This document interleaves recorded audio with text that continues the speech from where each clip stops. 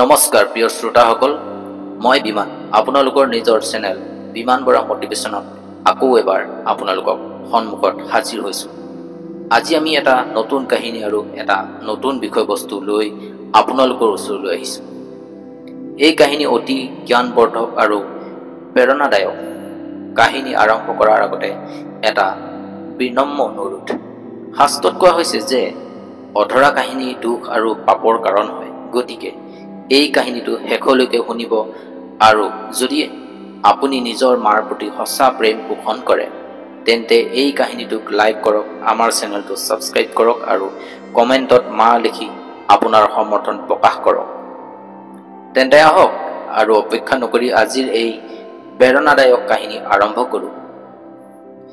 এই কাহিনী সেই সময়ৰ যেতিয়া পৃথিৱী আজিৰ দৰে নাছিল। তেতা যুগৰ সোণালী ৰ'দত যেতিয়া ধৰ্মৰ সূৰ্য আকাশৰ মাজত জিলিকি আছিল, তেতিয়া গোটেই পৃথিৱী এক সংস্কৃতি আৰু এক আধ্যাত্মিকতাৰে সংযুক্ত আছিল। সেই সময়ত আৰৱৰ ভূমিত আজিৰ দৰে বালিৰে ভৰা নাছিল। তাত সেউজীয়া বাগিচা ফুলি ফলি আছিল, নৈবোৰ কলকল শব্দৰে বৈ আছিল আৰু সেই পবিত্ৰ ভূমিৰ মাজত অৱস্থিত আছিল এটা অপূৰ্ব মন্দিৰ, মক্কেশ্বৰ মহাদেৱৰ মন্দিৰ। সেই মক্কা য'ত আজি লাখ লাখ মানুহ তীৰ্থযাত্ৰাৰ বাবে যায়। কিন্তু আপুনি জানেনে, সেই স্থানৰ প্ৰকৃত নাম আছিল মক্কেশ্বৰ। এই নামটো সংস্কৃতৰ পৰা আহিছে, মুখ্য প্লাছ ঈশ্বৰ, অৰ্থাৎ মুখ্য প্ৰদানকাৰী হ'ল ঈশ্বৰ। কথিত আছে যেতিয়া সৃষ্টিৰ আৰম্ভত ধৰ্মৰ স্থাপনা হৈছিল তেতিয়া ভগৱান শিৱই নিজেই সেই স্থান বাছি লৈছিল। তাত তেওঁ এটা স্বয়ম্ভূ শিৱলিংগ স্থাপন কৰিছিল। সেই শিৱলিংগৰ মহিমাৰ বৰ্ণনা কেনেকৈ কৰোঁ? সেই লিংগটো শুভ মাৰ্বলৰ দৰে আছিল, যি নিজে নিজে পোহৰ বিকিৰণ কৰিছিল। ৰাতিৰ সময়ত যেন আকাশৰ চন্দ্ৰ পৃথিৱীত নামি আহিছিল। তাৰ দৈবিক আভাৰে গোটেই মক্কেশ্বৰ নগৰ জিলিকি উঠিছিল। প্ৰভাতত সূৰ্যৰ প্ৰথম ৰশ্মি যেতিয়া সেই শিৱলিংগৰ ওপৰত পৰিছিল তেতিয়া যেন মহাকালে নিজৰ তেজেৰে গোটেই বিশ্ব ব্ৰহ্মাণ্ডক আশীৰ্বাদ কৰিছিল। সেই সময়ত মক্কেশ্বৰ মন্দিৰৰ মহিমা তিনিও লোকত বিস্তৃত আছিল। কেৱল মানুহ নহয়, দেৱতা, গন্ধৰ্ব, কিন্নৰ সকলোতে তাত দৰ্শনৰ বাবে আহিছিল। ইন্দ্ৰদেৱে যেতিয়া কোনো গুৰুত্বপূৰ্ণ সিদ্ধান্ত ল'বলগীয়া হৈছিল তেতিয়া প্ৰথমে মক্কেশ্বৰ মহাদেৱৰ সন্মুখত প্ৰাৰ্থনা কৰিছিল। ব্ৰহ্মাৰ যেতিয়া সৃষ্টিৰ কামত সন্দেহ হৈছিল তেতিয়া তাত মহাকালৰ পৰা পথ প্ৰদৰ্শন বিচাৰিছিল। আৰু মাতৃ পাৰ্বতী কেনেকৈ পাহৰিল সেই দৈবিক দৃশ্য। প্ৰতি পূৰ্ণিমা ৰাতি আদিশক্তি নিজেই তাত উপস্থিত হৈছিল। তেওঁৰ পদধ্বনিৰ মধুৰ শব্দত গোটেই মক্কেশ্বৰ নগৰ উজ্জৰিত হৈছিল। চান্দিৰ দৰে শুভ বস্ত্ৰ পৰিধান কৰি, কপালত চন্দনৰ তিলক লগাই, হাতত ৰুদ্ৰাক্ষৰ মালা লৈ মাতৃ পাৰ্বতী শিৱৰ পৰিক্ৰমা কৰিছিল। তেতিয়া গোটেই মন্দিৰ দৈবিক সংগীতেৰে পৰিপূৰ্ণ হৈছিল। সেই সময়ত আৰৱৰ মানুহ শিৱভক্তি আছিল, শিৱভক্তও আছিল। তেওঁলোকৰ ভাষাটো সংস্কৃতৰ শব্দ মিহলি আছিল। তেওঁলোকে আল্লাহ বুলি কৈছিল, যি অলহ শব্দৰ পৰা আহিছিল, অৰ্থাৎ যি অদৃশ্য। তেওঁলোকে দিনত 5 বাৰ পূজা কৰিছিল, পুৱা সূৰ্যোদয়ৰ সময়ত, দুপৰীয়া, সন্ধিয়া, ৰাতি আৰু মধ্যৰাতি। এই পৰম্পৰা আজিও ক'ৰবাত দেখা যায়। তেওঁলোকৰ মহিলাসকলে কপালত তিলক, গলাত ৰুদ্ৰাক্ষ পিন্ধিছিল। পুৰুষসকলে জটা ৰাখিছিল, ভস্ম লগাইছিল আৰু সকলোৱে প্ৰতিদিন মক্কেশ্বৰ মহাদেৱৰ দৰ্শনৰ বাবে গৈছিল। কিন্তু কি সুন্দৰ সময় আছিল সেইটো! ধৰ্ম, অৰ্থ, কাম, মোক্ষ এই 4 পুৰুষাৰ্থই ভাৰসাম্যত আছিল। ধৰ্মৰ নামত কোনো বিবাদ নাছিল, কোনো শত্ৰুতা নাছিল। সকলো এজন পৰমাত্মাৰ সন্তান আছিল আৰু সকলোৱে তেওঁৰেই উপাসনা কৰিছিল। কিন্তু সেই সময়ৰ চক্ৰ ক'ত ৰৈ থাকে? দ্বাপৰ যুগৰ অন্ত হ'বলৈ ধৰিলে, ধৰ্মৰ সূৰ্য ধীৰে ধীৰে অস্ত যাবলৈ ধৰিলে, কলি যুগৰ ছাঁ পৃথিৱীত পৰিবলৈ আৰম্ভ কৰিলে আৰু মানুহৰ মনত অজ্ঞানতাৰ অন্ধকাৰ ভৰি পৰিল। মক্কেশ্বৰ নগৰতো পৰিৱৰ্তন হ'বলৈ ধৰিলে। যি মানুহে আগতে প্ৰেমেৰে শিৱৰ উপাসনা কৰিছিল, তেওঁলোকে এতিয়া সংস্কাৰৰ প্ৰকৃত অৰ্থ পাহৰি গ'ল। তেওঁলোকে কেৱল বাহিক্য ক্ৰিয়াকলাপত জড়িত হ'ল, আৰু তেতিয়া আহিল সেই কলা ৰাতি। কলিযুগৰ প্ৰভাৱত কিছুমান মানুহৰ মনত এটা বিপদগামী চিন্তাৰ জন্ম হ'ল। তেওঁলোকে ভাবিলে, যদি এই দৈবিক শিৱলিংগ লুকুৱাই দিয়া হয়, তেন্তে কেৱল তেওঁলোকেই ইয়াৰ শক্তিৰ অধিকাৰ হ'ব। হায়, মানুহৰ মূৰ্খতা কি যে! তেওঁলোকে নাজানিছিল নেকি যে মহাকালক বন্দী কৰিব নোৱাৰি? তেওঁলোকে পাহৰি গৈছিল নেকি যে শিৱ সৰ্বব্যাপী? শুনক, এতিয়া মই আপোনালোকক সেই ৰাতিৰ কাহিনী কওঁ, যিটো স্মৰণ কৰিলেও আজিও মোৰ হৃদয় কঁপি উঠিব। সেইটো আছিল অমাৱস্যাৰ কলা ৰাতি। তৰাবোৰো যেন ভয়ত লুকাই গৈছিল, বতাহো যেন ভয়ত নচলিছিল, প্ৰকৃতিয়ে যেন নিশ্বাস ৰখাই বহি আছিল।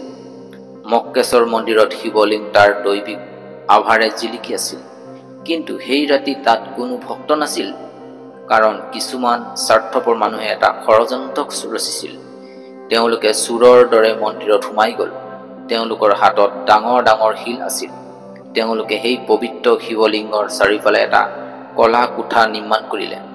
যেতিয়া প্ৰথম শিলটো শিৱলিংগৰ সন্মুখত ৰখা হ'ল, তেতিয়া গোটেই পৃথিৱী কঁপি উঠিল। দ্বিতীয় শিল ৰখাৰ সময়ত আকাশত মেঘ গৰ্জন কৰিলে।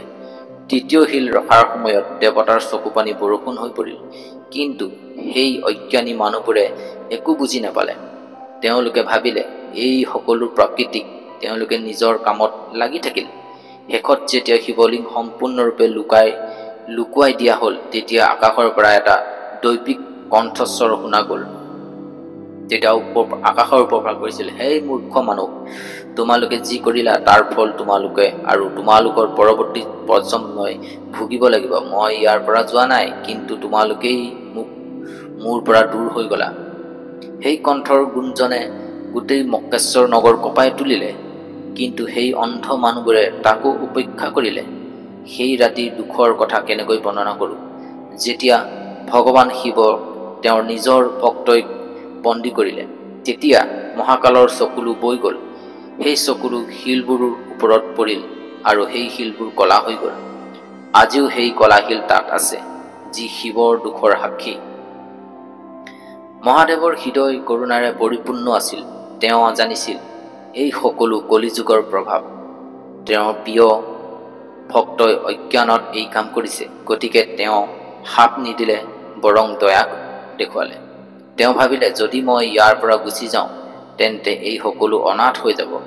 মই ইয়াতে থাকোঁ, সময় আহিলে তেওঁলোকে নিজেই বুজি পাব। সেইকাৰণে ভগৱান শিৱ আজিও তাত উপস্থিত হৈ থকা যেন লাগে, বৰং তেওঁৰ সন্তানৰ বাবে অপেক্ষা কৰি আছে। যেতিয়া মাতৃ পাৰ্বতীয়ে জানিলে যে তেওঁৰ প্ৰাণ প্ৰিয়ক বন্দী কৰা হৈছে, তেতিয়া আদি শক্তিৰ হৃদয় ভাগি গ'ল। তেওঁ কান্দি কান্দি ক'লে, হে নাথ, আপুনি কৈছিল যে আপোনাৰ ভক্তই আপোনাক প্ৰেম কৰে, তেন্তে এইটো কি হ'ল? কিয় তেওঁলোকে আপোনাক লুকুৱাই দিলে? শিৱ অতি ধৈৰ্যৰে ক'লে, হে গৌৰী, এইটো কলিযুগৰ প্ৰভাৱ। মোৰ ভক্তই অজ্ঞানত এইটো কৰিছে। মই তেওঁলোকৰ পৰা ৰুষ্ট নহওঁ, বৰং তেওঁলোকৰ বাবে অপেক্ষা কৰিম। কিন্তু পাৰ্বতীৰ দুখ কম নহ'ল। তেওঁ ক'লে, তেন্তে এতিয়া মই আপোনাৰ দৰ্শন নাপাওঁ নেকি? মহাদেৱে হাঁহি কৈ ক'লে, তুমি প্ৰতিদিন মোৰ দৰ্শন পাবা প্ৰিয়ে, কিন্তু এতিয়া সেয়া প্ৰকাশ্য নহয়, গুপ্তভাৱে হ'ব। যেতিয়াই কোনোবাই সঁচা মনেৰে মোক স্মৰণ কৰিব, মই তাৰ সন্মুখত প্ৰকাশিত হ'ম। তাৰ পৰা পাৰ্বতীও গুপ্তভাৱে তাত আহিবলৈ ধৰিলে। আজিও যেতিয়া কোনোবাই সঁচা হৃদয়েৰে তাত প্ৰাৰ্থনা কৰে, তেতিয়া আদি শক্তিৰ উপস্থিত অনুভৱ হয়। সময়ৰ লগে লগে যি মানুহে শিৱলিংগ লুকুৱাইছিল, তেওঁলোকো এদিন এই পৃথিৱীৰ পৰা গুচি গ'ল। তেওঁলোকৰ পৰৱৰ্তী প্ৰজন্মই পাহৰি গ'ল যে তাত কি লুকাই আছে। নতুন প্ৰজন্মক কেৱল কোৱা হ'ল যে এইটো এটা পবিত্ৰ শিল, যাৰ পূজা কৰিব লাগে। কিন্তু এই শিল কিয় কলা আৰু তাৰ ভিতৰত কি লুকাই আছে, সেয়া কোৱা নহ'ল। কলিযুগৰ প্ৰভাৱ বাঢ়ি অহাৰ লগে লগে মানুহে পাহৰি গ'ল যে এই স্থানৰ প্ৰকৃত নাম মক্কেশ্বৰ, আৰু লাহে লাহে নাম সলনি হৈ এতিয়া মক্কা হ'ল। সংস্কৃতৰ শব্দ পাহৰি গ'ল আৰু নতুন ভাষাৰ জন্ম হ'ল। কিন্তু কিছুমান কথা আজিও একেই আছে। তাত যোৱা মানুহে আজিও তেনেকৈ পৰিক্ৰমা কৰে, যেনেকৈ হাজাৰ হাজাৰ বছৰ আগতে শিৱ ভক্তই কৰিছিল। তেওঁলোকে একেদিনে প্ৰাৰ্থনা কৰে। আৰু সৰ্বাতোতকৈ ডাঙৰ কথা, যেতিয়া তেওঁলোকে এই কলাশিল স্পৰ্শ কৰে তেতিয়া তেওঁলোকৰ হৃদয়ত সেই শান্তি লাভ হয়, যি কেতিয়াও বা শিৱৰ দৰ্শনেৰে পোৱা গৈছিল।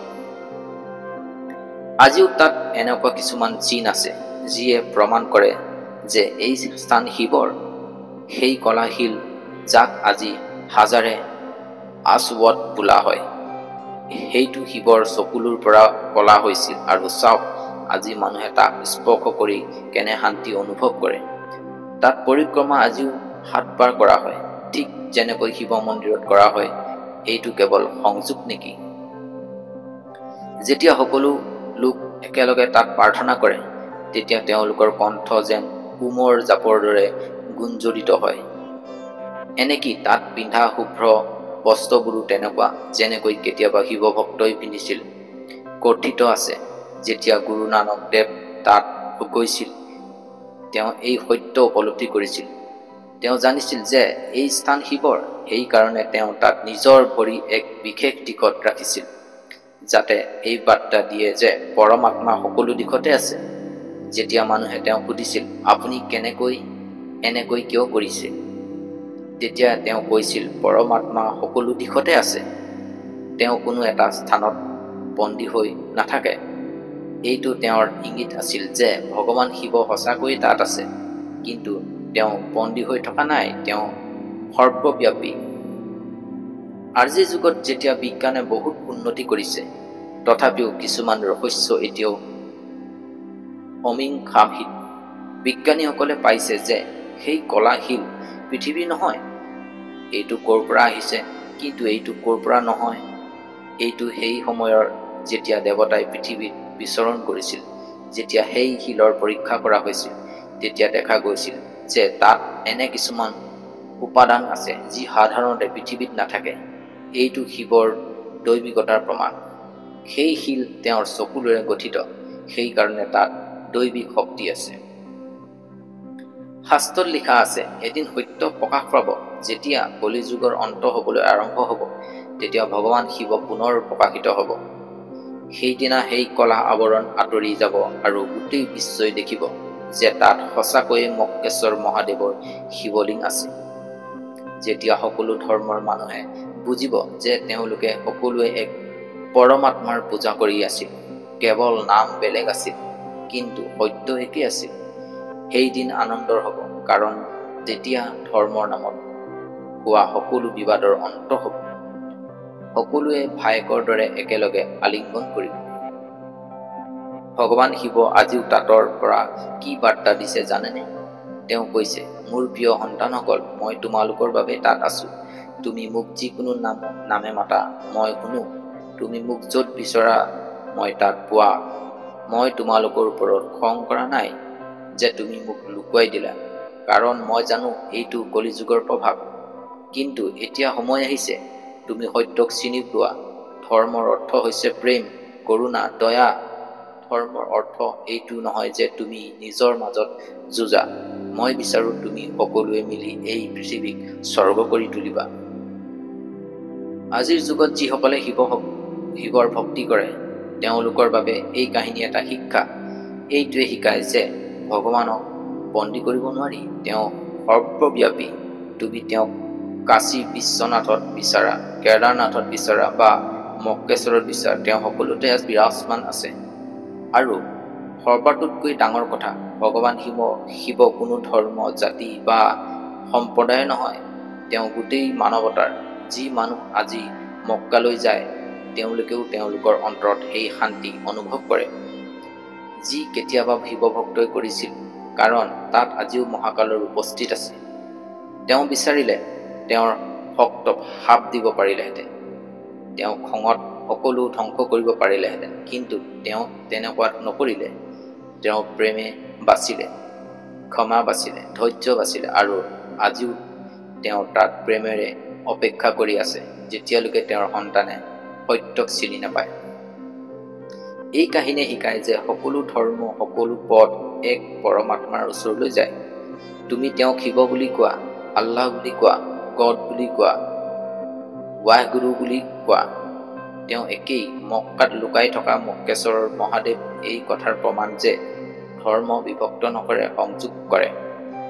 যেতিয়া সেইদিন আহিব, যেতিয়া সত্য প্ৰকাশ হ'ব, তেতিয়া মাতৃ পাৰ্বতীও প্ৰকাশ্যৰূপে তাত আহিব। তেওঁ নিজৰ প্ৰাণপ্ৰিয় শিৱক বন্দীৰ পৰা মুক্ত দেখি আনন্দত নাচিব। তেতিয়া তাত পুনৰ তেনেকুৱা দৈবিক পৰিৱেশ হ'ব, যেনেকুৱা ত্ৰেতা যুগত আছিল। দেৱতা, গন্ধৰ্ব, কিন্নৰ সকলোৱে আহি উৎসৱ পালন কৰিব। গোটেই বিশ্বৰ ব্ৰহ্মাণ্ড আনন্দিত জিলিকি উঠিব আৰু সেইদিন সকলো ধৰ্মৰ মানুহে একেলগে শিৱক অভিষেক কৰিব। কিন্তু আপোনাক অপেক্ষা কৰাৰ প্ৰয়োজন নাই। ভগৱান শিৱ আজিও আপোনাৰ লগত আছে। যেতিয়া আপুনি সঁচা হৃদয়েৰে তেওঁক স্মৰণ কৰে, তেতিয়া তেওঁ আপোনাৰ হৃদয়ত প্ৰকাশিত হয়। যেতিয়া আপুনি আনৰ লগত প্ৰেম আৰু কৰুণাৰে ব্যৱহাৰ কৰে, তেতিয়া তেওঁ আপোনাৰ কৰ্মত দেখা দিয়ে। মক্কা হওক, কাশী হওক, কেদাৰনাথ হওক বা কৈলাশ, ভগৱান শিৱ সকলোতে আছে। আপুনি কেৱল সঁচা মনেৰে তেওঁক মাতিব লাগিব, আৰু যেতিয়া আপুনি তেওঁক মাতিব, তেওঁ নিশ্চয় আহিব, কাৰণ তেওঁ নিজৰ ভক্তক কেতিয়াও নিৰাশ নকৰে। এই কাহিনী শুনি আপোনাৰ হৃদয়ো নিশ্চয় ভৰি উঠিছে, চকুত চকুলো আহিছে। এই সকলো সেই প্ৰেমৰ যি প্ৰতিজন মানুহৰ হৃদয়ত পৰমাত্মাৰ প্ৰতি থাকে। তেওঁক যিকোনো নামেৰে মাতিলেও ভগৱান শিৱ আজিও আপোনাক কৈছে, মোৰ প্ৰিয় সন্তান, মই তোমাক প্ৰেম নকৰোঁ, তুমি মোক প্ৰেম কৰা। কিন্তু সৰ্বাতকৈ ডাঙৰ কথা, নিজৰ মাজতো প্ৰেম কৰা। ধৰ্মৰ নামত যুঁজ নকৰিবা, জাতিৰ নামত বিভক্ত নহবা, কাৰণ তুমি সকলো মোৰ সন্তান। আৰু যেতিয়া তুমি সকলোৱে একেলগে প্ৰেমেৰে থাকিবা, তেতিয়া মই পুনৰ প্ৰকাশ্যৰূপে তোমালোকৰ মাজত হাঁহিম। এই কাহিনী কেৱল কাহিনী নহয়, এইটো সত্য, এইটো ইতিহাস, এইটো ভৱিষ্যতৰ ভৱিষ্যবাণী। মক্কাত লুকাই থকা মক্কেশ্বৰৰ মহাদেৱ আজিও তাত আছে। তেওঁ আপোনাৰ অপেক্ষা কৰি আছে, কেৱল তাত যোৱাৰ নহয়, আপোনাৰ হৃদয়ত তেওঁক স্থান দিয়াৰ। যেতিয়া আপুনি কোনো সংকট থাকে, তেওঁক স্মৰণ কৰক। যেতিয়া আপোনাৰ মন দুখী হয়, তেওঁৰ ওচৰত প্ৰাৰ্থনা কৰক, তেওঁ নিশ্চয় শুনিব। আৰু সৰ্বাতকৈ ডাঙৰ কথা, যেতিয়া আপুনি আন ধৰ্মৰ মানুহৰ লগত সাক্ষাৎ কৰে, তেতিয়া মনত ৰাখিব যে তেওঁ সেই এক পৰমাত্মাৰ সন্তান। তেওঁক প্ৰেম কৰক, কাৰণ যেতিয়ালৈকে আমি সকলো এক নহওঁ, তেতিয়ালৈকে ভগৱান শিৱৰ মুক্তি নহ'ব। তেওঁ আমাৰ অপেক্ষা কৰি আছে। হৰ হৰ মহাদেৱ, ওম নমঃ শিৱায়। প্ৰিয় ভক্তসকল, আমি আশা কৰোঁ এই কাহিনীয়ে আপোনাৰ জীৱনত ইতিবাচক পৰিৱৰ্তন আনিব। অনুগ্ৰহ কৰি এইটো লাইক কৰক আৰু আনৰ ওচৰলৈ পঠিয়াবলৈ শ্বেয়াৰ কৰক। আপোনাৰ শ্ৰদ্ধাৰ ভাৱ হৰ হৰ কমেণ্টত হৰ হৰ মহাদেৱ লিখি প্ৰকাশ কৰক। এই কাহিনী শেষলৈকে শুনাৰ বাবে আপোনালোকক হৃদয়ৰ পৰা ধন্যবাদ। ওম নমঃ শিৱায়। ভগৱানে শিৱে আপোনালোকক সকলোকে আশীৰ্বাদ কৰক। পুনৰ লগ পোৱাৰ আশাৰে ধন্যবাদ।